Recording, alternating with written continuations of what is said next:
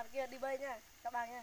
NANI?NANI?Nhưng ông chú đây đi xe con ông con nhỏ mà đúng không?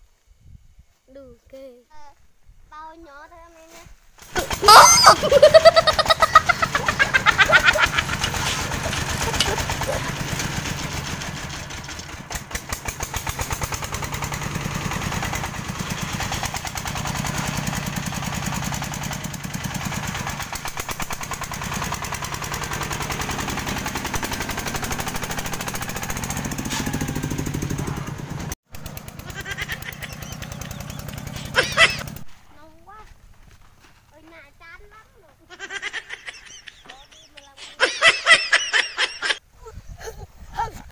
Rồi em bớt mà cắt.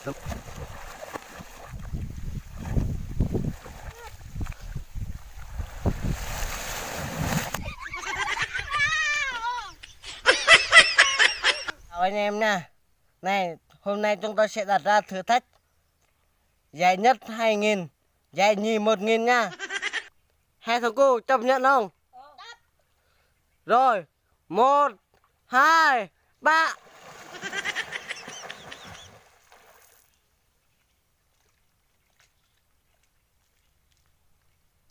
Hey. Hey. Rồi, hai thằng cô, ai giải nhất? Cô. Ai giải nhì? Tôi. Rồi, tiền này lên đi.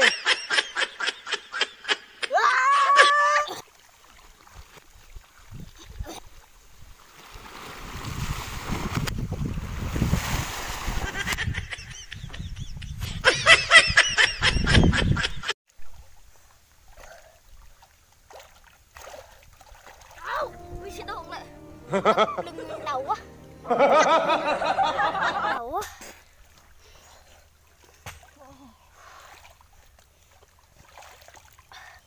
Ô, hôm nay mình nhẹ xuống chúng đá đau quá, chân mình chảy máu luôn.